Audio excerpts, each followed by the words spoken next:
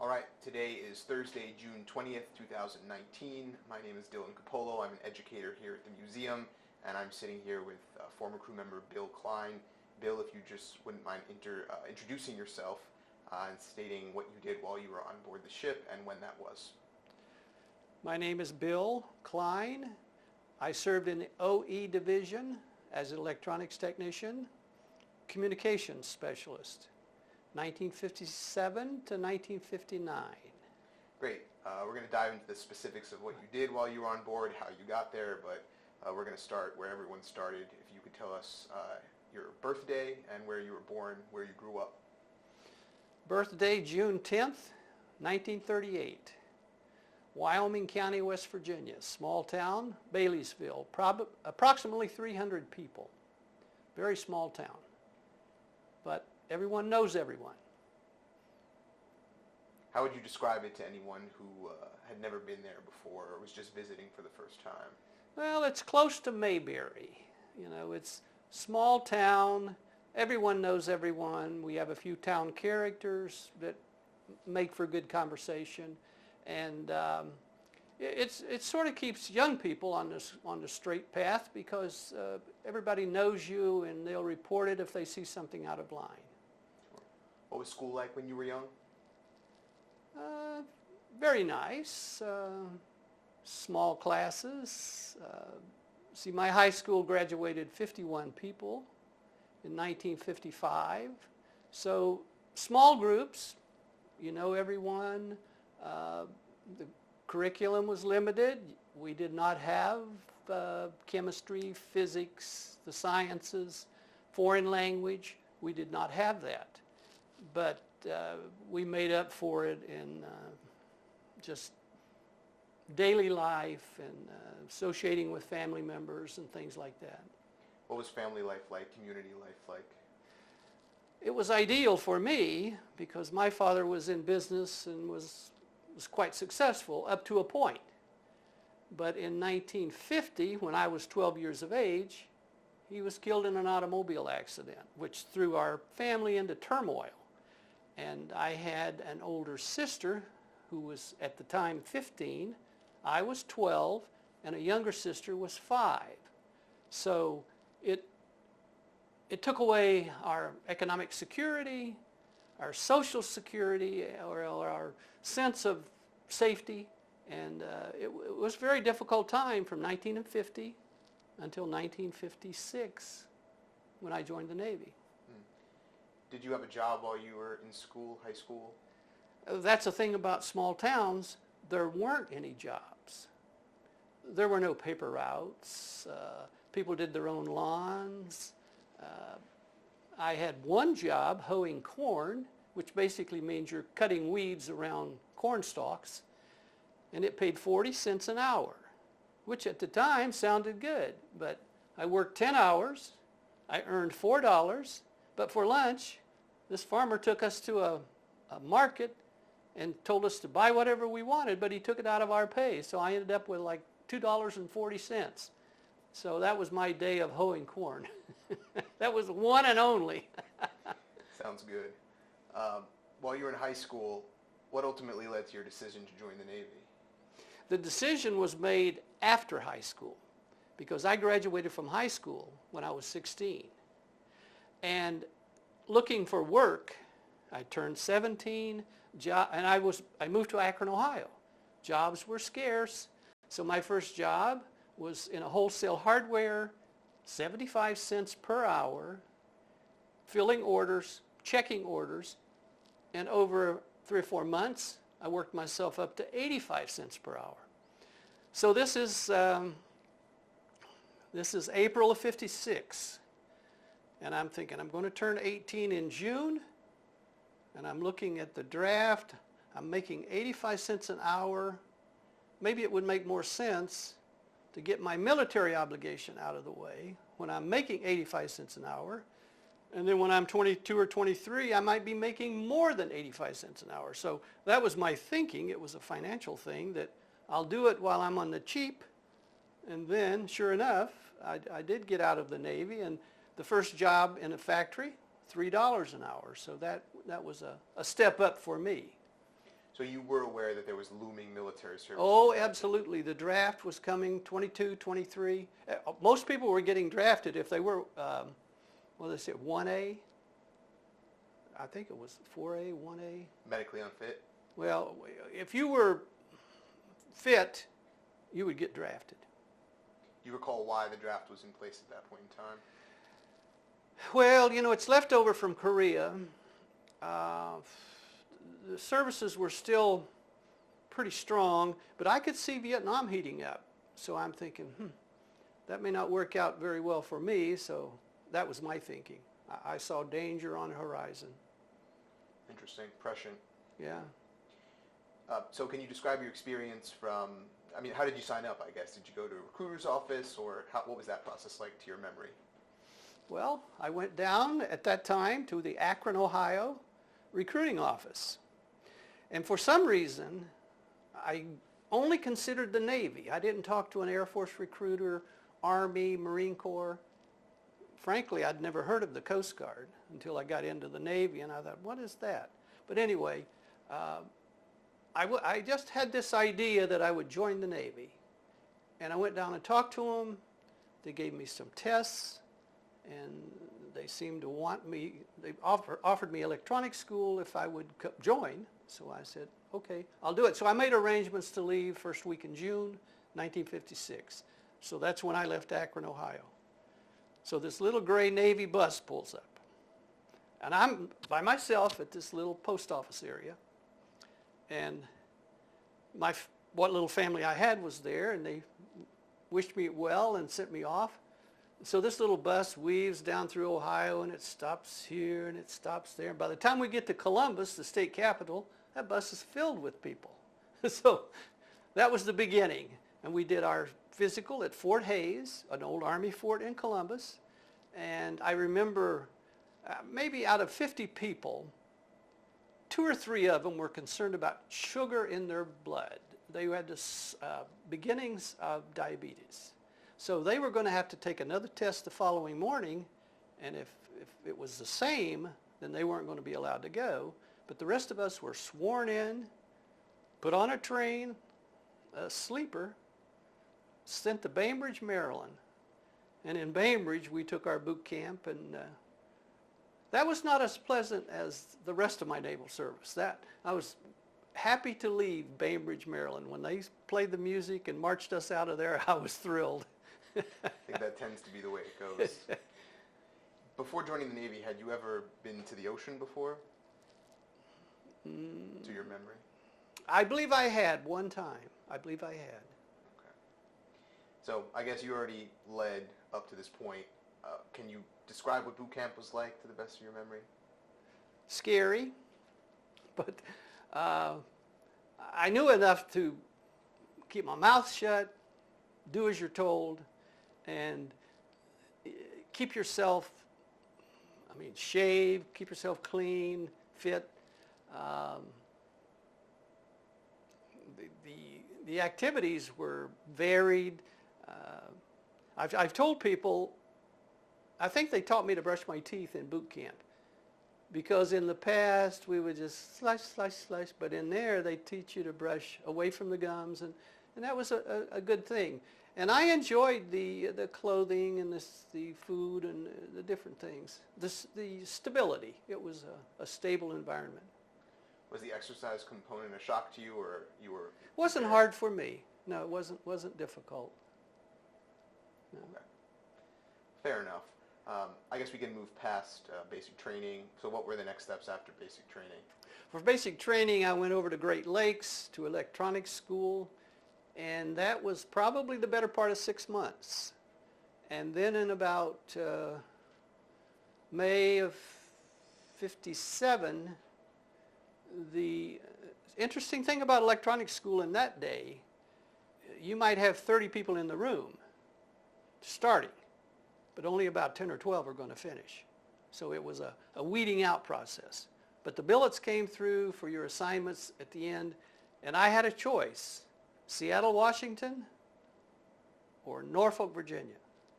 And I still had family in southern West Virginia, which is from Norfolk's about 350 miles.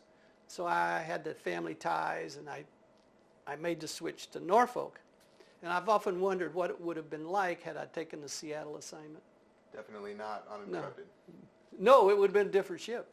No, it wasn't a carrier. And I had never seen an aircraft carrier before. I had been to the ocean briefly, but when I caught the Intrepid at Guantanamo Bay, and they took me out in a very small boat, and I just felt overwhelmed at the size of this. And I thought, I have never seen anything like this. You know, I've seen pictures, but never in person.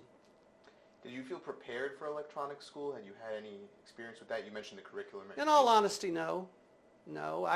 In high school, I had enough natural talent to get by on my wits, but in school, in electronics school, you have to learn to study.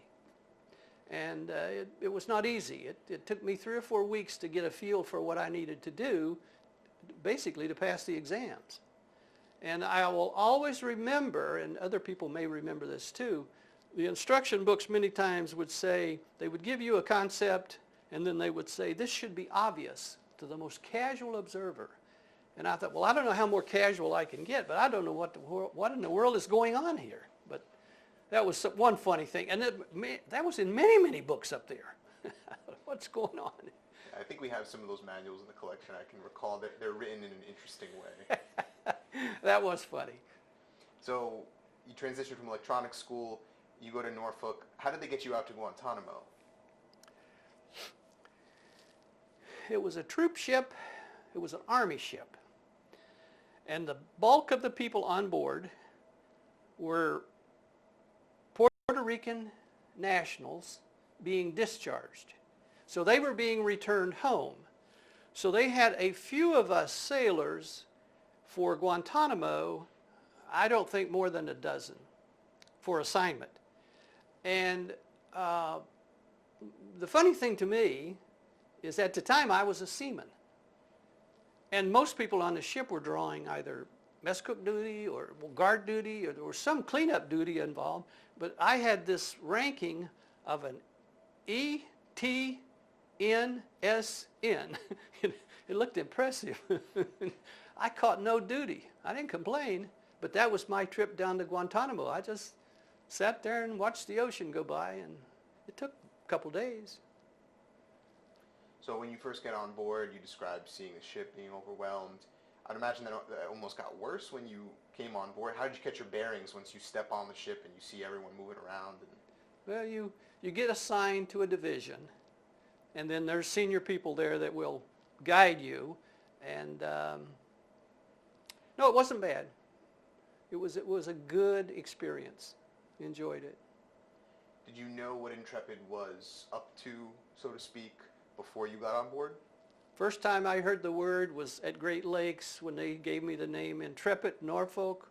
I can't remember the name of the ship in Seattle, but I wanted to come closer home, so that's why I went to Norfolk. Did you have a sense of what the ship's mission was when you got on board? No, the Intrepid had just received the angled deck in a Brooklyn Naval Yard, and they were doing a shakedown out of Guantanamo. That took about 6 or 8 weeks. And once that was completed and all the systems seemed to fit, we were assigned to these med cruises, just routine, 6 months out, 6 months in, that kind of thing. So what division were you assigned to? OE. Do you know what that stands for? Operational Electronics. And your overall department was, do you recall? Radar and communications, and I was in the communications section. So you're assigned to your division. What does everyday life become like? You assemble, you're assigned certain responsibilities. You'll have daily assignments, and built into that would be all the safety training, how to manage different parts of the ship. Usually in the beginning I was assigned with someone. I worked with a first class usually. And some of the, as I mentioned to someone, some of the first class people I'm sure were left over from World War II because the war had only been over about 12 years. And they had, some of them had 3, 4 stripes on their sleeves, so they'd been around a while. So if you could try to give a sense of the day to someone who has really no idea of how you're assigned work on a ship or what your job is and how those duties are allocated. Could you try to do that? Where are you spending time working? What is the work involved? How did it correspond to your training? Things like that. There's a term that was used, and I just can't recall it right now, but you're basically making sure that the communications equipment is set to do what it's supposed to do. The output of the transmitters is satisfactory or up to par, and your receivers are picking up what they're supposed to be picking up. Then you have the cleanliness portion of it. Everything has to be ship shape, and just general maintenance and upkeep. I forget what they call that. Preventative maintenance. Preventive maintenance, I believe that is it. We've definitely heard that term before. Yeah. Where was your berthing? Do you recall? I think it was very close to the island. I could hear when the fighters would catch that cable, I could hear that connector slam the flight deck at night if they were having night operations. And we weren't so very far away, but we got to a point where we could sleep through that. And it was in that level right under the flight deck, but above the hangar deck, and reasonably close to the island. Because most of our equipment was up there, a lot of it. So you said you got used to it, but did you find the berthing space, the sleeping spaces, your rack, where you slept, did you find it adequate? Well, you adjust. I was explaining to the sample up on the hangar deck, you've got the 3 bunks on display, which is basically very similar to what I remember. Although the mattress might have been a tad thinner than that. You know, it could have been that canvas pad that I remember. But that pad had maybe a gray wool blanket and maybe a sheet that would be folded and strapped on that bunk with your pillow. That would be it. And that would be your daily, you'd leave it strapped there. And then those can be lifted up to give you more space in between if you need to work on the floor. But I was explaining in the OE division anyhow, when you would come on board, you'd be in a bottom bunk. The bunks open up from the bottom. And then as people leave the ship for whatever reason, you can move up. And then the new people come into the bottom bunk. Well, what's the advantage of that? Well, when you're on that bottom bunk in our berthing space, you can't see to read. You don't have enough light. But when you get up on that top bunk, oh my, that's heaven. You can just lie there in bed and read a book and happy as a lark. So what did you do in your spare time besides reading? A lot of reading, a lot of staring at the ocean, and remembering that it looks pretty much the same all the way around. But overall, it was just a big ship moving through a big ocean. And one year I mentioned to someone, the captain, he was leaving after 12 months, and that might have been the routine assignment for captains. And he said, we were at sea 55% of the time, and we were in port 45% of the time. So that was his summary of his time. Now, he didn't meet us personally, but he would speak over the speaker system. Kind of like when you're sitting on an airplane and the captain addresses everyone, right? Right. You know it's somebody in charge. Right. Where were your workspaces? Many of them were in the island, but there were other places. There was even a gyro under the mess hall. There was a hatch there. A gyro was used to keep the antennas horizontal even when the ship's pitching. And occasionally, I didn't have to do that, but somebody from our division went down there and worked on those things. And I looked down in there, but that was about it. But I think it's what to call a gyro. Sure. Did you have a preferred work assignment?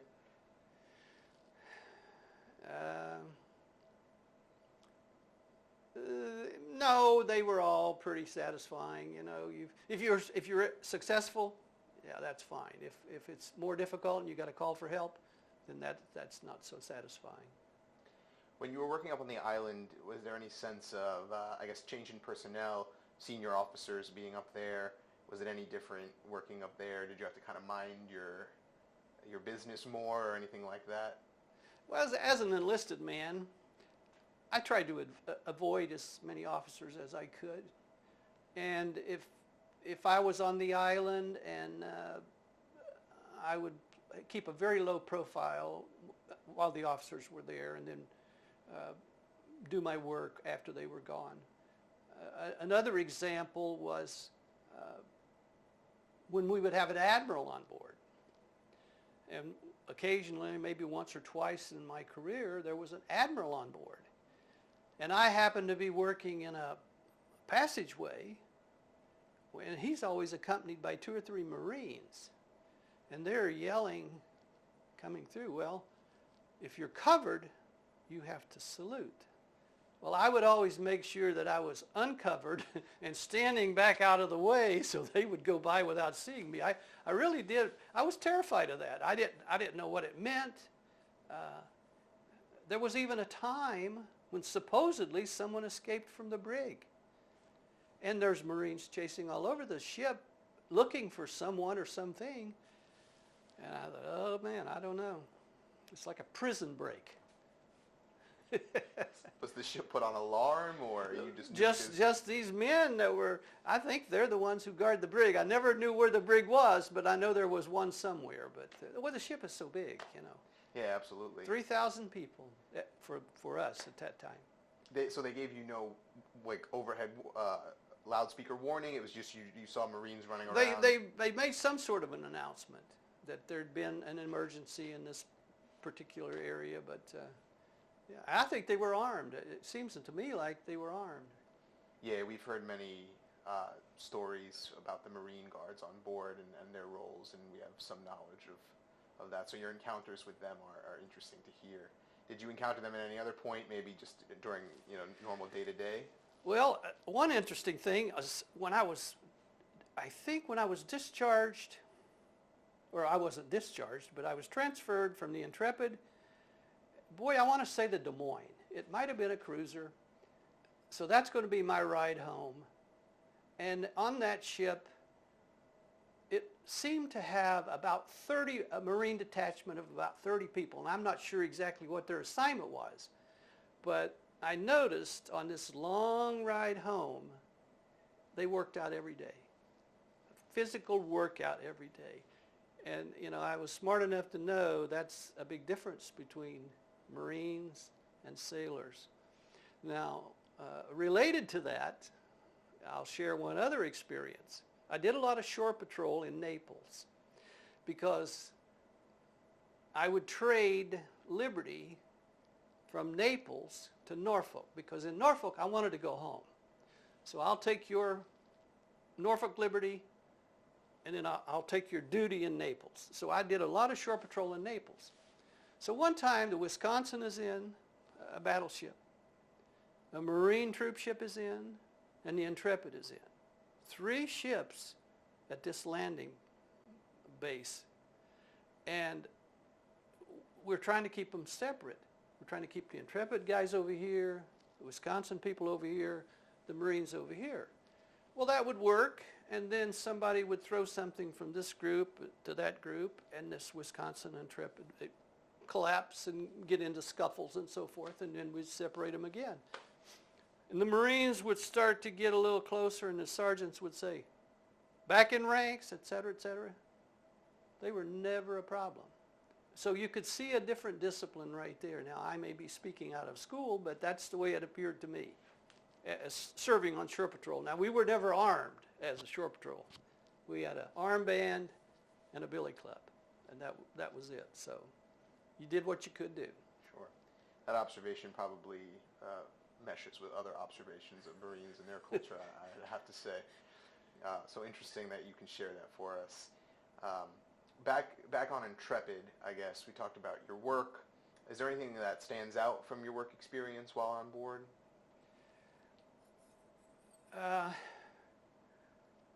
There were a lot of different experiences.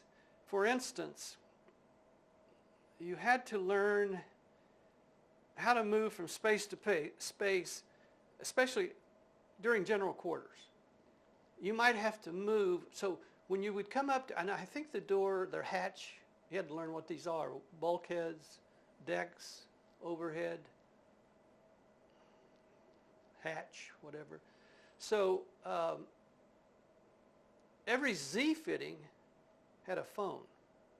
So you couldn't, if you were on general quarters, you couldn't open that door until you called, I can't remember, damage control for permission.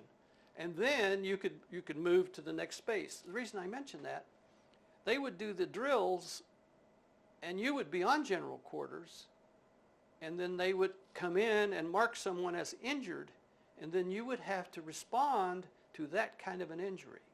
So it was those kinds of experiences getting you ready for what might happen in the future, but yet it's just a drill. Interesting. Can you describe what general quarters is to someone who doesn't know what it is?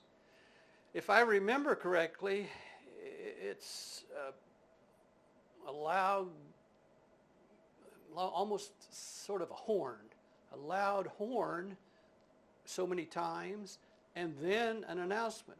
This is general quarters. All hands are to proceed to their assigned general quarters spaces. And for some of us, there would be 4 or 5 of us in one little space. And then somebody would run in, tag somebody, and then we would have to respond. So that's my best memory. Do you remember where your general quarters station was? Or what your role was, I guess? I did not have a special role, as a medic or anything. Basically, I would do as I was told. That would be it. Interesting. So you didn't really have an assigned particular... The area, I remember the area, I would guess, is that the O2 level, one level under the flight deck? It would be just forward of the island, starboard side, a small space up in that area. Yeah. Okay. Interesting. How did you get along with everyone in your division, or did you make a specific set of friends? I guess how was the environment from that perspective? Well, in all honesty, the OE division is an excellent division. I mean, gentlemen, courteous, and capable. It was a pleasure for me to serve there. Have nothing but fond memories of the people I met there, and a great deal of respect for them. Did you keep in touch with anyone from the Intrepid after? Not to this late date, but for the first 10 years, yeah, I kept in touch with a young man from Boulder, Colorado, Donald Story, and Intrepid people. I'm not sure that was an Intrepid person.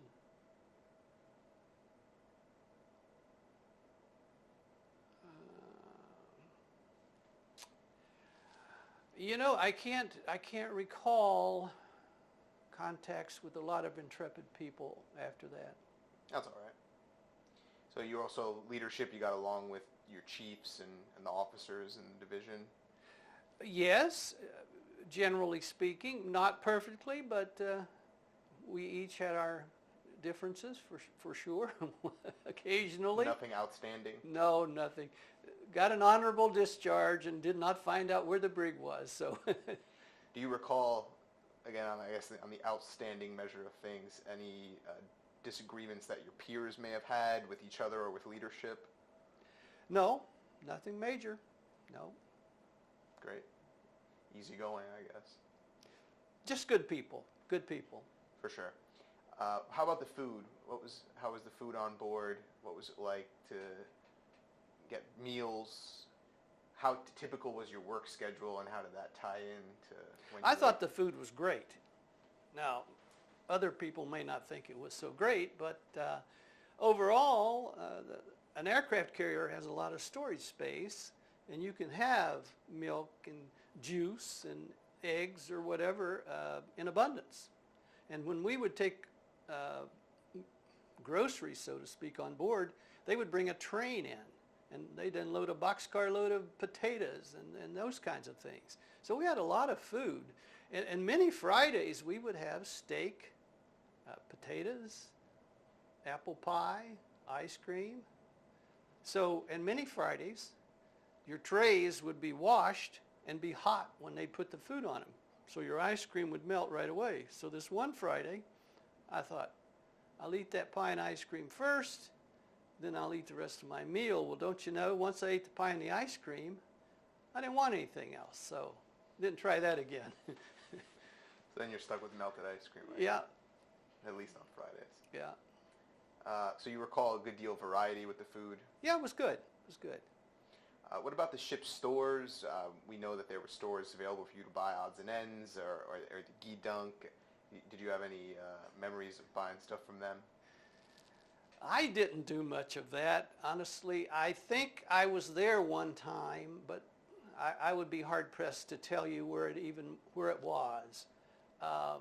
I remember buying, when we were in port, in Norfolk at least, they would bring a little Guy Dunk truck up on the pier, and sometimes we would send money down there to get things, but as far as buying on board ship, I may have gone there a couple of times, but I cannot recall where it might have been. Sure. So for the most part, if you wanted like a snack or something, you could just get it from the mess. Well, I just ate 3 meals and that was it. Okay. That makes sense. And in those days, you did not have, I don't know if they have machines on board ship now, like dispensers of soda pop and snacks and that kind of thing. We didn't have anything like that. Sure. I already asked you about free time. Do you recall any sort of extracurriculars they had on board or attempts to boost morale, movies, sports, things like that? Well, from Guantanamo, we went to, I think we went to the Dominican Republic first.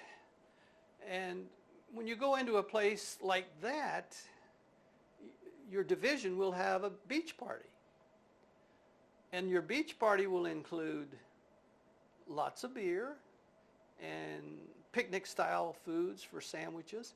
So that was a pleasant time. You'd go swimming, you'd have a cooler or a garbage can full of ice with beer, and they would limit it to like 2 or 3 cans per person. Like if, let's say 20 people were going, and they gave you 40 cans of beer, and maybe half of them didn't care for beer. So there's plenty of beer there for everyone. And drinking beer was a big deal for young men back in the 50s. I think it still is. So from Dominican Republic, we went to Barbados. Similar situation. Beach party. And it was fun, but you end up with sand all over you, and you don't have towels and that kind of stuff. You just go out there and drink and swim and carry on. But another interesting thing about Guantanamo, I remember the ship having snorkeling gear on board, fishing gear. You could check this out and use it. I even took the snorkeling equipment out of Guantanamo and snorkeled there around the bay. And the thing I remember would be the number of barracuda that I would see. Now, not huge fish, but 30 inches long, enough to scare you a little bit. And they would be in schools of maybe 15 to 20 at a time, right there near the base. And that base, now in those days, was very nice. Some of the best salads I've ever eaten in my life.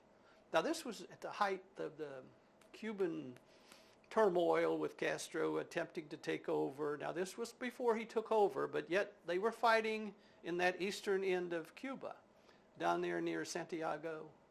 And they would tell us before we went ashore,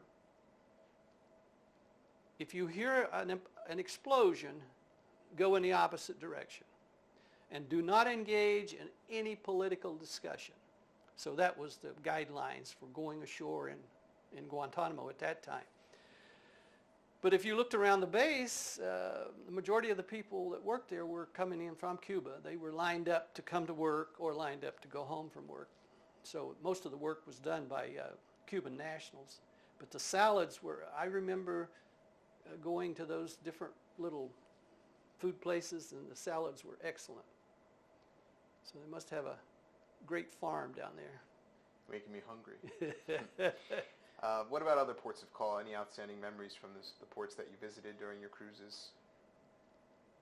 Well, let's see. Naples was a very common visit. We were in and out of there quite frequently. Barcelona was interesting. Lisbon, Portugal. There was some destruction left over in certain places from the war, and you would see piles of debris. It wasn't like urban renewal, but there was work to be done. Some of the places, but I can't remember exactly where. We did go into. I think it was that northern port where the Germans had the submarine pit, Caen, France, Caen. Now, not the Caen down on the South Mediterranean side, but the one up there in the north. They told us before we parked there that these people are not going to like us because the Allies pretty well wiped out that town because of the German submarine base. So that was maybe my first port in Europe. And then from there, we probably went south, and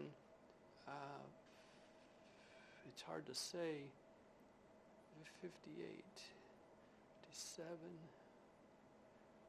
There was one time we went to North Ireland, to Belfast. At the same time we were in Belfast, Russia put up the Sputnik, which created a little bit of anxiety. And then from Belfast, I believe we went to Oslo. And Oslo was a great place. If I remember correctly, to get into that port, this carrier sailed up a narrow fjord or an inlet of some kind. It just seemed strange to take a ship that size up a narrow passage. But there was a harbor big enough to where the thing could anchor out. I don't think we had a pier in Oslo. The thing with a carrier, if you're lucky enough to get a pier, great. But if not, everybody has to ride in those Liberty boats. And sometimes, that gets a little bit risky, especially on the way back to the ship, because there's a lot of people been drinking. And I've seen several real knockdown, drag-out fights on those boats. Yeah. Enough to make you scared. On that Liberty boat, yes. Scared because you might become a collateral? You become a victim, yes. Yeah, and then you're out in the water. I guess that can get really bad. And there was heavy drinking, let's face it. And I've seen people, the water is going down and coming up, and the boat is weaving, and the guy starts to step over, and flop, he goes right into the water, so he has to be fished out. So that happened once in a while. Not frequently, but enough that I would remember it. Sure. What was your MO when you were able to visit in the port cities? Well, I'm sad to admit that many times I just wanted to drink as much beer as I could get, and there wasn't much else to do. And I was smoking then. I don't know if anybody's ever mentioned this or not, but in those southern French ports, those girls the barmaids would take a napkin. They wet the top of a beer glass, and they would seal that napkin on that glass. And you're both smoking, you and the girl, and you burn a hole in 4 quarters. And then the game is you have to take your cigarette and make that paper burn a bit, just enough to burn. Show signs of flame. And then the one that burns it the last time and it falls in the glass is the loser. And I've seen people play that game over there over and over. Another time in France, we're griping about nothing. There's no snacks. They got beer, they got wine, but they've got no chips, they've got no pretzels, they got no sandwiches. So we kept harping, and finally this one lady, she makes a basket of these, she takes French bread and makes these little cheese sandwiches. There's like 6 of them. So I noticed she leaves them there till they're sold. Like you go back a couple days later, those sandwiches are still in that basket, and she's not replacing them until somebody buys them. So I thought that was kind of funny. But that's the difference in people, Some interesting tasting cheese at that point, right? Did you visit Rotterdam? Boy, Rotterdam, I remember Amsterdam. We had a pier in Amsterdam, and I remember Brussels. But as far as going to Rotterdam, I don't think I did. Okay, that might be a mistake on my end. I did go to the World's Fair in Brussels in 1958. What was that like? Well, for me, it was a big deal because I'd never seen anything even remotely like that. And I was with a boy from Louisiana, Fred Purifoy. And I said, we were in a Russian pavilion, and I said, that looks like that Khrushchev. And he says, no, he said that. He said, that looks like that old Khrushchev fella. And the clerk there said, oh, no, Stalin. So set us straight.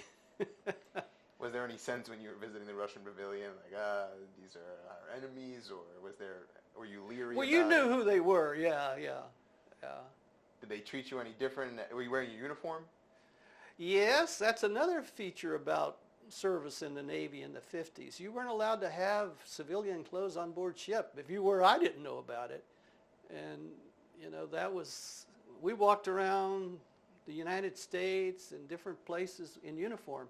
I don't think I would be doing that today as much, simply because you might become a target a little quicker. But, that just may be me thinking. Sure.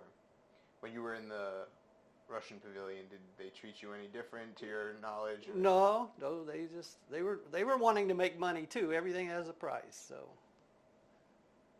But in those days, if you were in uniform, I hitchhiked all over the country. You stick your thumb out and you got a ride. But, today people say, I won't pick anybody up, I'm afraid. So. Yeah, certainly. Things have changed. Absolutely. Any other ports that stick out to you or experiences while you were in ports of call? Well, the ones that we were in for an extended period, like 7 to 10 days, Belfast, North Ireland was interesting to me. Oslo was interesting. Oslo, because of the temperature, it was summertime, but it was still cool. And we would go swimming. And I noticed the pattern with the Europeans, a 10-meter board, not a flexible board, but a 10-meter platform was common over there for them to do whatever they do into the water off of these 10 meters, 33 feet or better. So I was capable of going in feet first, but I didn't do any maneuvering off of a 10-meter board. But evidently that's a big deal in Europe, is what they do off of that platform. 10 meters. I see that in a lot of places. I'd see that in maybe Ireland or Spain. Not so much Spain maybe, but France, you'd see a board like that, or a platform. It was interesting. I always enjoyed the water. Did you have swim call while you were at sea?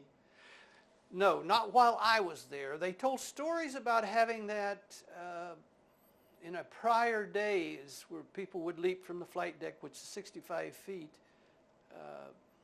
I probably would have done it, but they didn't do it.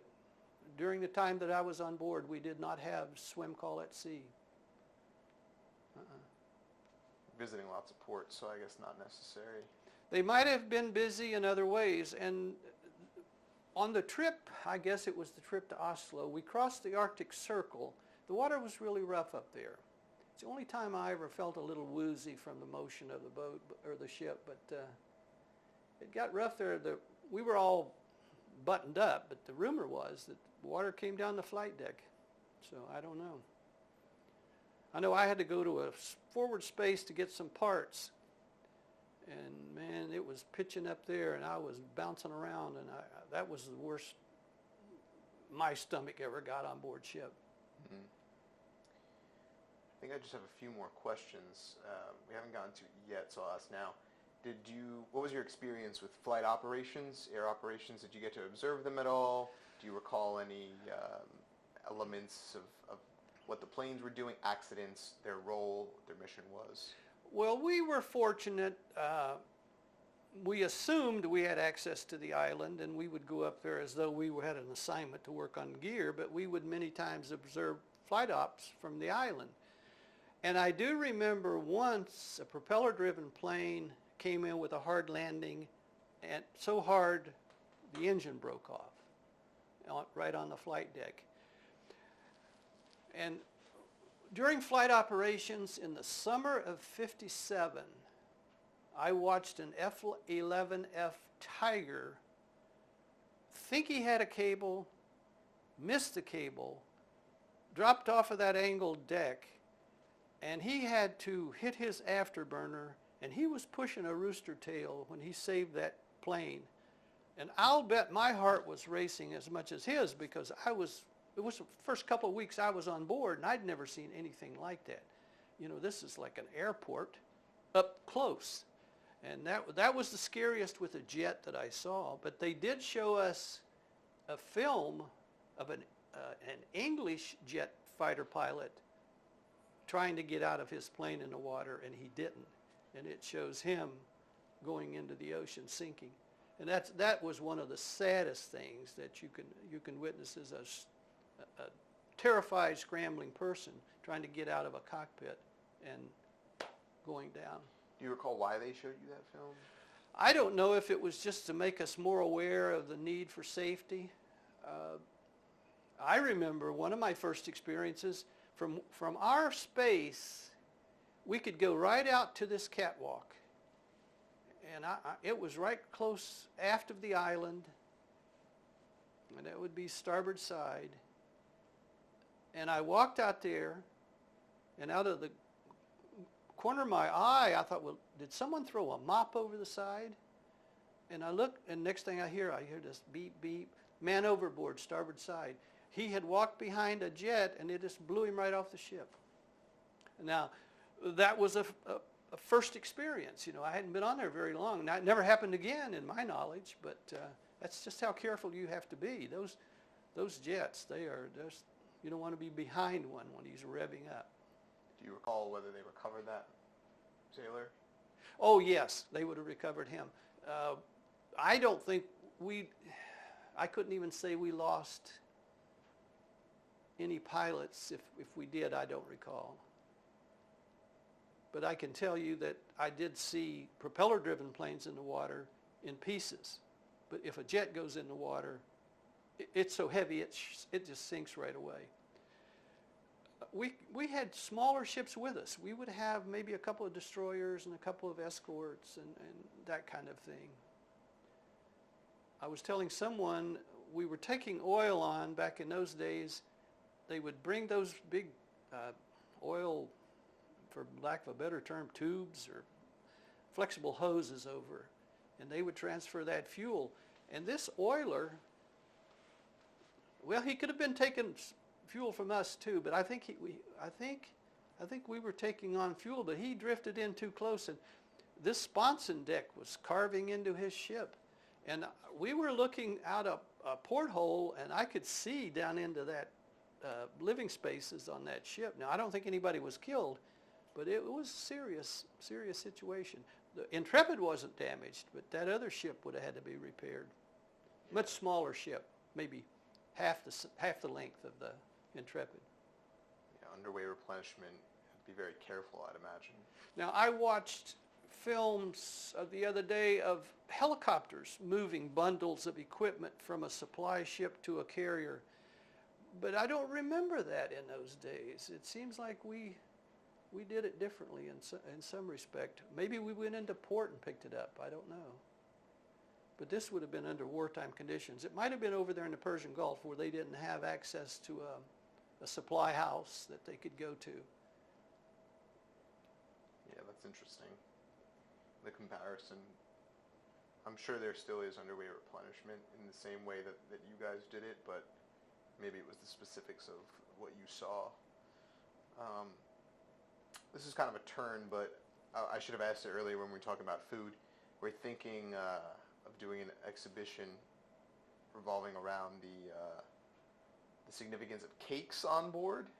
Do you recall any cakes, ceremonial cakes that you may have eaten, big moments, cakes for the entire crew, or maybe you just had some cake available when you were eating at the mess?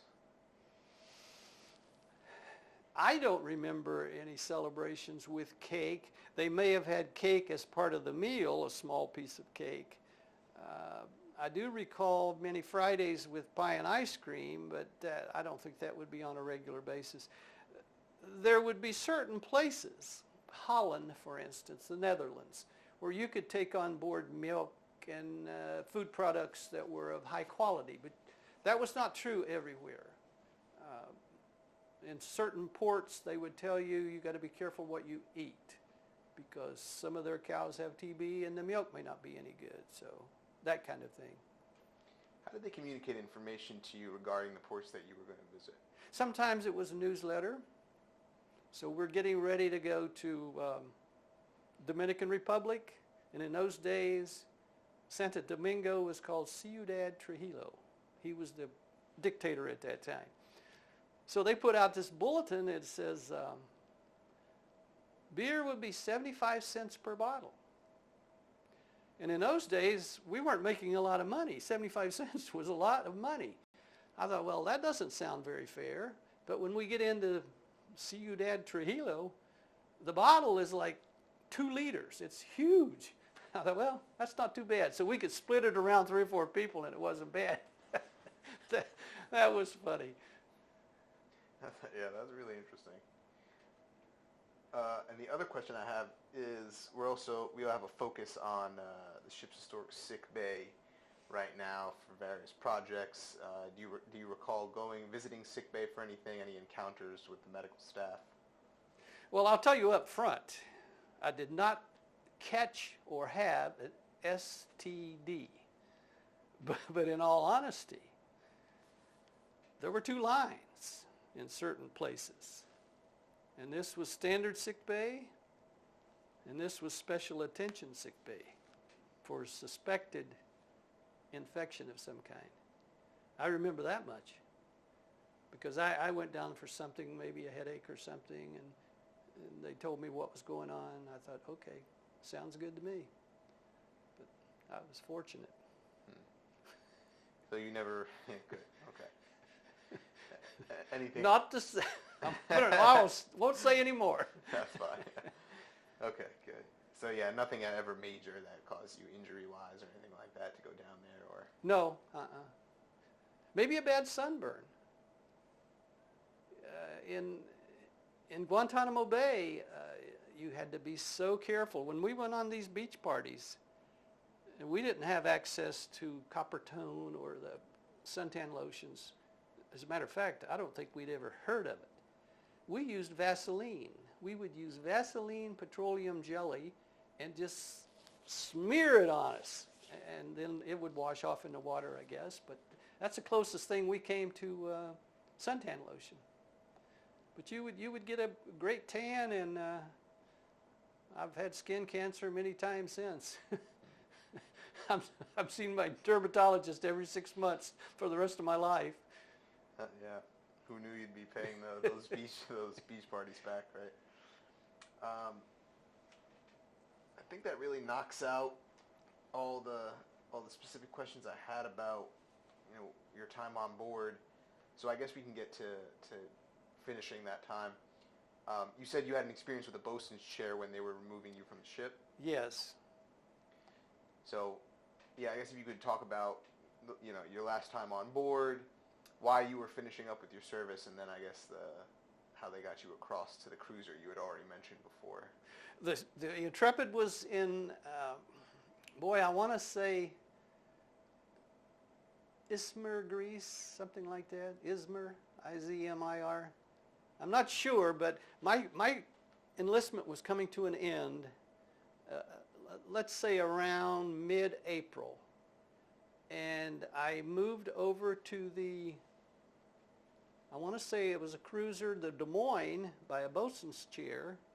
And that was a once-in-a-lifetime experience with the lifting and the dropping and the lifting. And, well, we get across, but when you're young, you don't see it as so fearful. But you get your sea bag and yourself onto the other ship. You get assigned a bunk, and then you're on your way home. I didn't do a lot of duty on that ship, but we did do a little bit of scrubbing of the wooden deck. That would be a a routine that almost everyone would participate in. The soapstone with the hole in it and the stick, and you'd rub it back and forth. And I remember doing that, and the food was good, but not as good as the Intrepid. The smaller the ship, the more difficult it is to store food, prepare food, etc.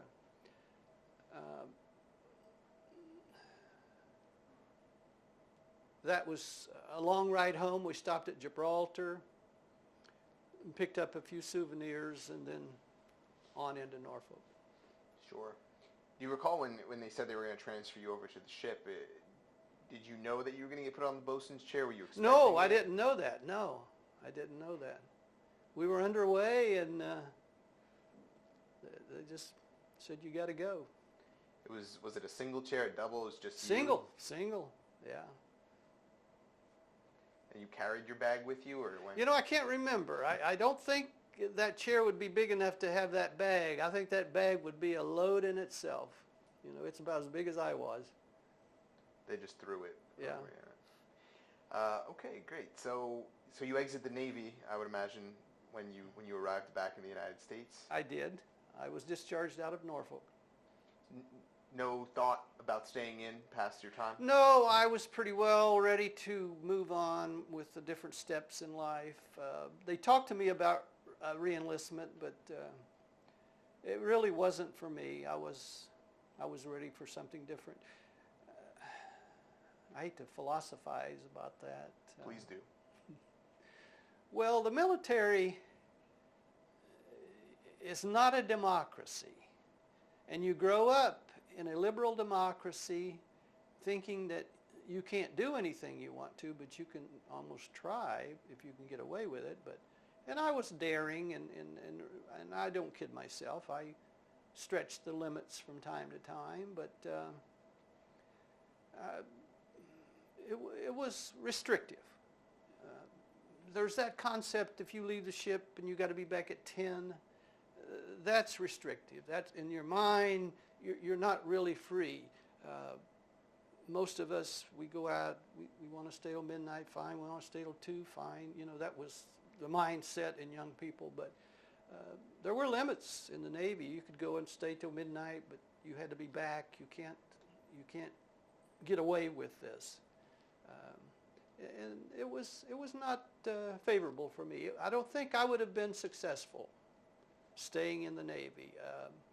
I would have been rebellious, I believe. Sure. It's fair enough. So you exit the Navy, and were you single your entire time? Yes, I was.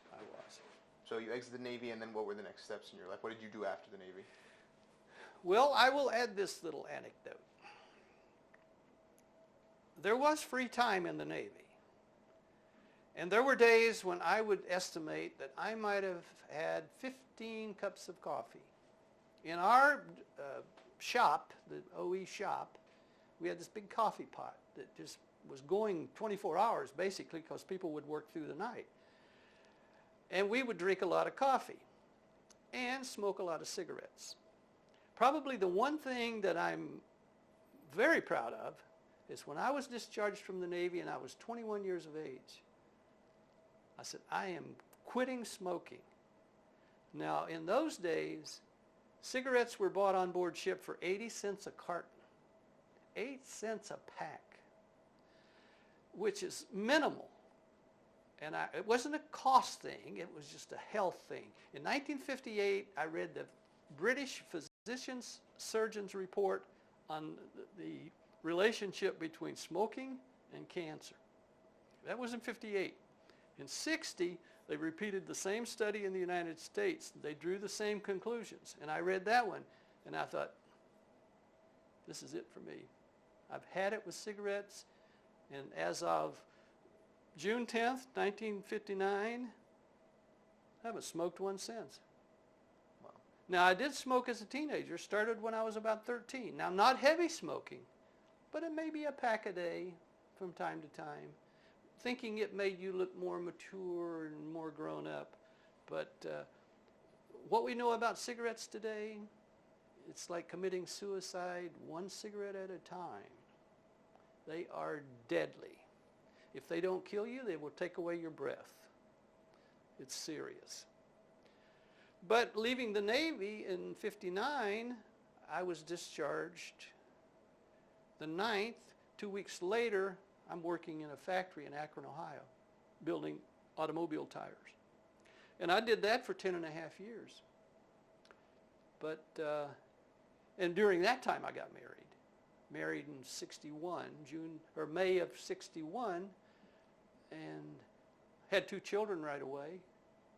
But then kept working for the GI Bill. I kept communicating with our congressman. I wrote him, I'll bet, a dozen letters, encourage him to support. He was a Republican at the time. And I said, support that. It's an opportunity for people like myself and others to go on to college, because working a factory job and a family of 2 children, there's no way in the world I could afford to go to college. But the GI Bill made it all possible.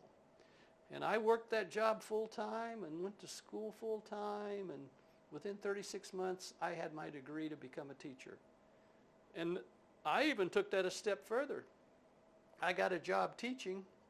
September of '69, I kept my factory job until January 1st. I thought, I'm not giving up my job until I find out if I can do this other one.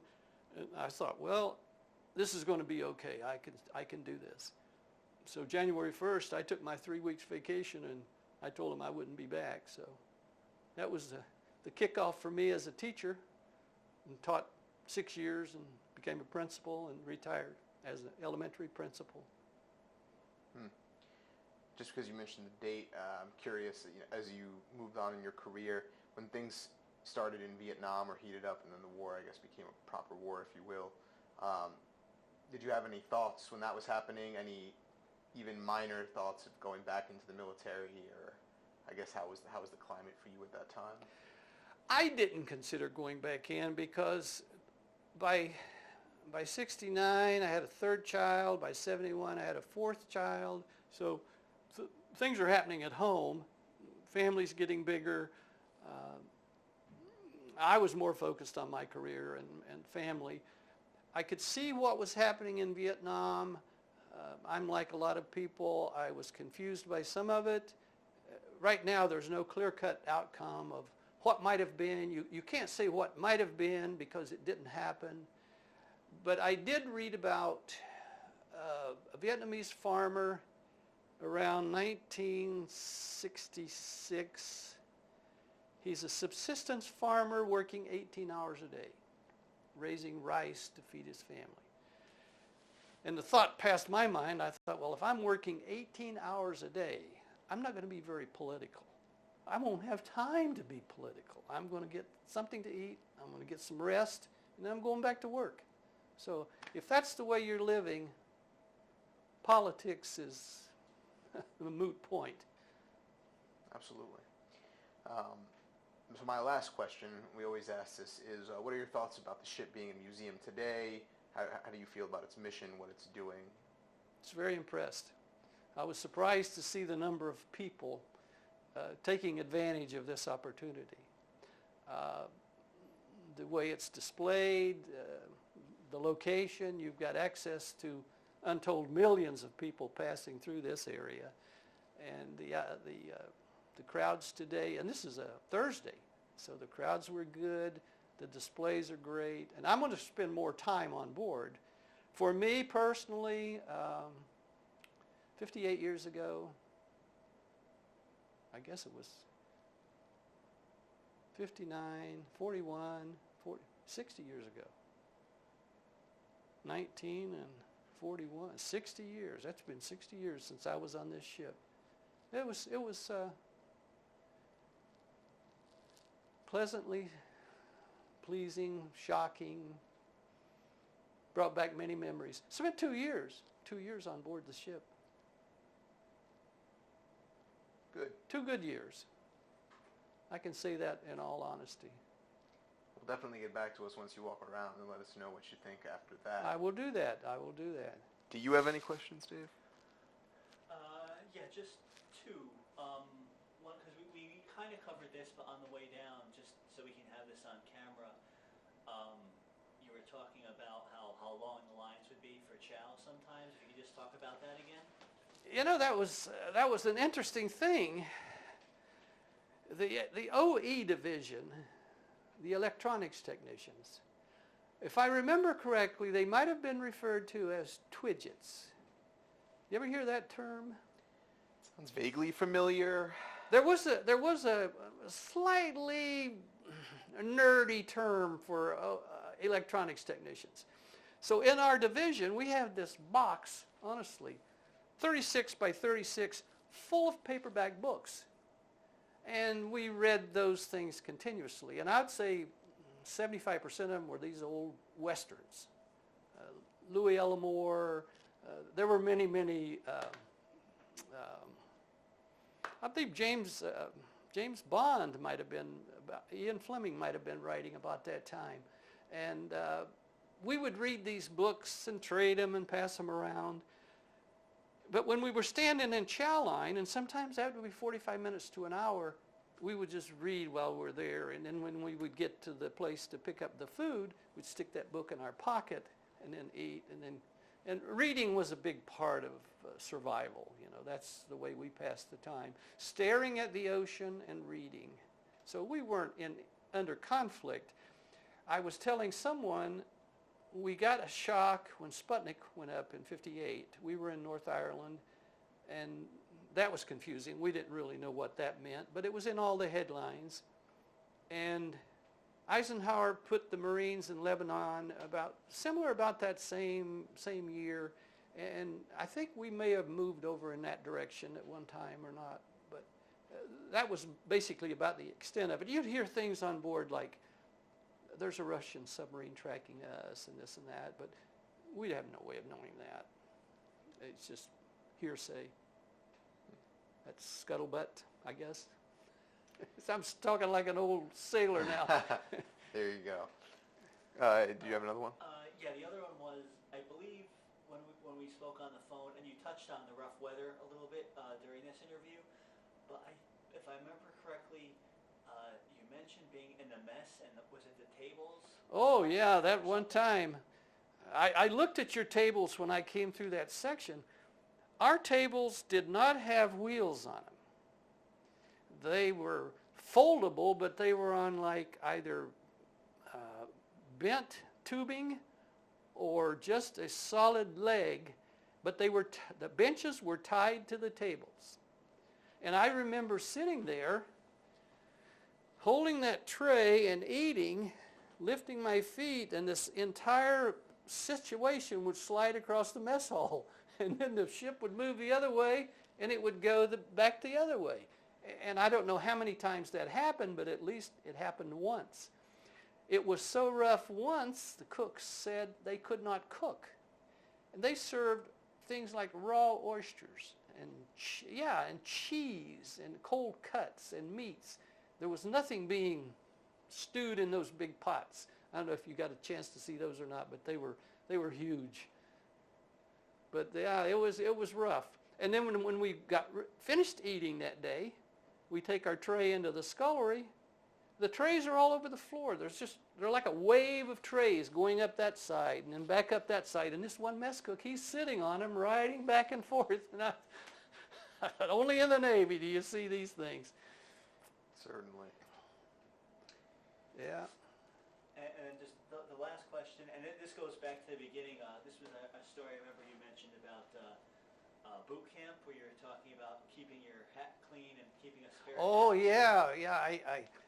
In all honesty, I was not taken with the white clothing after I got into the Navy, because you would go out and you had to be careful where you would find a seat. A park bench, 9 times out of 10, it's dirty.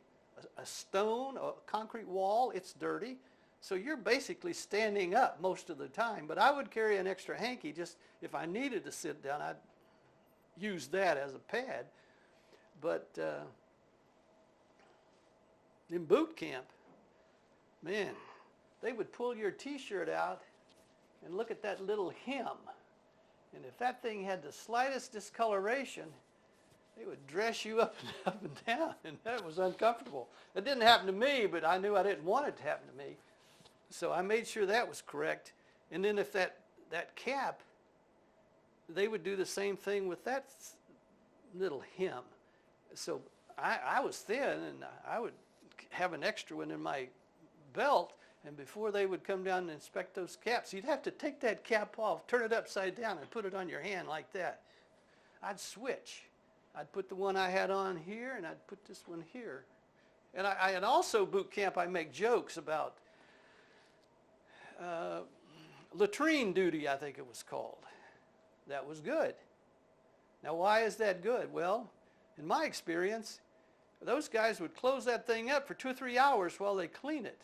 And the only people that can use it are the ones that are in there cleaning. And I would rather be in there cleaning, so if I need to go to the bathroom, I can go. Otherwise, you're locked out, and you've got to wait until they inspect and then reopen the thing. And I thought, well, latrine duty, I'm in. And you want to mention swimming in boot camp.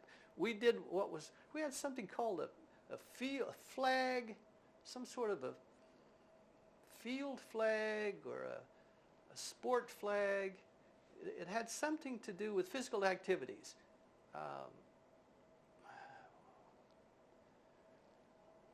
Tug of war, that was one activity. We had about 3 or 4 guys, weighed about 250. We were always strong in that. We could put some beef on that line. And then in swimming, you would get points for participating. You'd have a breaststroke, you'd have freestyle, you'd have backstroke, butterfly, and a lot of people didn't want to do those. And we would get points if we entered every event.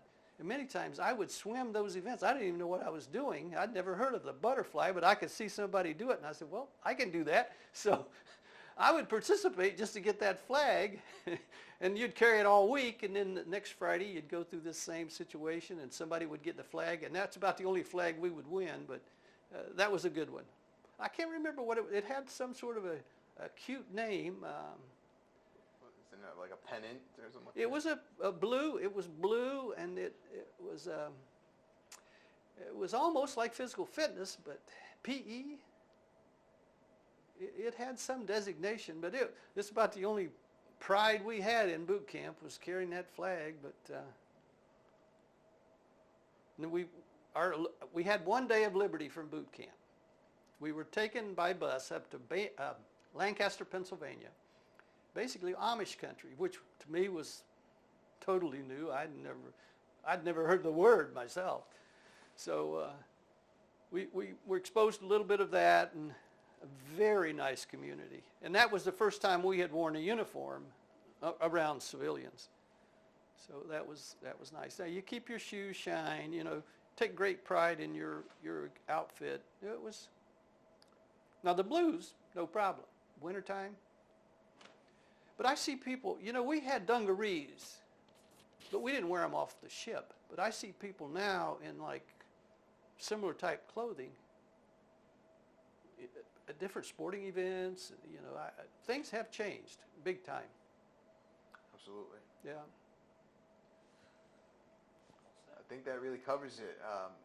Thank you so much for your time. I hope I've been helpful. Oh, yeah, certainly. Just, if you said 2 words and then we shut the camera off, that's a help. The last thing that we need you to do is actually look at the camera. Dave's going to do some close-ups.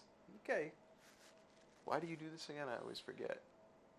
It's just the way we started doing it, and we kept doing it. Got it. I guess just in case we ever need them. I guess better to have it. And Yeah, when we need to take stills,